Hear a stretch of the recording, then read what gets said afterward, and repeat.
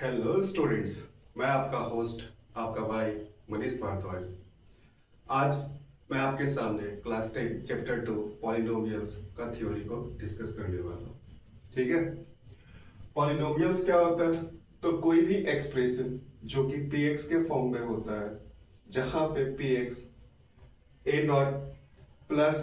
a1x plus a2x square plus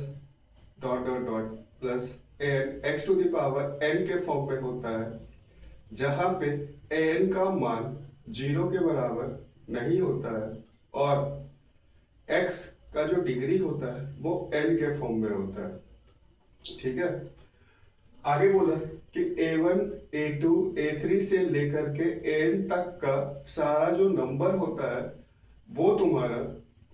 real numbers होता है और x के फॉर्म में जो भी वेरिएबल्स दिया हुआ होता है उसका जो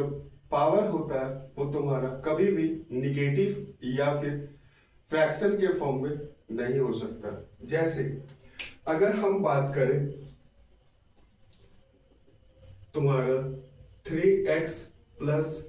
5 का, तो यहाँ पे एक नंबर दिया हुआ है 3x प्लस 5 जो कि ax प्लस b के फॉर्म का नंबर है। ठीक है, यहाँ पे x का जो पावर होगा वो क्या होगा 1। ठीक है, अगर बात करेंगे x square plus 3x plus 2 का, तो यहाँ पे x का जो पावर वो तुम्हारा क्या 2 है, यहाँ पे x का जो पावर वो तुम्हारा क्या 1 है। ठीक है, लेकिन अगर यहीं पे हम बात कर दे x square plus 3x to the power -1 plus 2 का, तो यहां से x का पावर क्या निकला 2,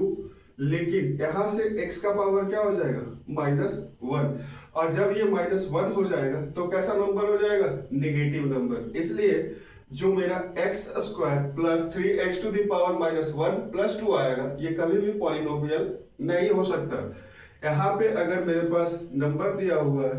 √x प्लस 2, तो यहाँ से x का जो पावर आएगा वो 1/2 होगा, और जब x का पावर 1/2 हो जाएगा तो ये फ्रैक्शन के फॉर्म में होगा, और जब ये फ्रैक्शन के फॉर्म में हो गया तो ये कभी भी मेरा पॉलिनोमियल नहीं हो सकता। अगर यहाँ पे 2x स्क्वायर है प्लस 3√x है प्लस 5 है, यहाँ से x का पावर क्या 2 है, यहाँ से x का पावर क्या 1/2 है, तो ये जो पावर आ गया यहाँ से 1/2 आ गया, और जब ये 1/2 हो जाएगा तो ये मेरा पॉलिनोमियल नहीं हो सकता। अगर हम बात करेंगे 1/x प्लस 5 का, तो इसको हम x plus 5 to the power -1 लिखेंगे, और देखो यहाँ पे जो पावर आ गया वो मेरा क्या हो गया नेगेटिव नंबर, और जब यहाँ पे पावर जो मेरा आया है वो मेरा नेगेटिव नंबर है तो ये मेरा कभी भी पॉलिनोमियल नहीं हो सकता।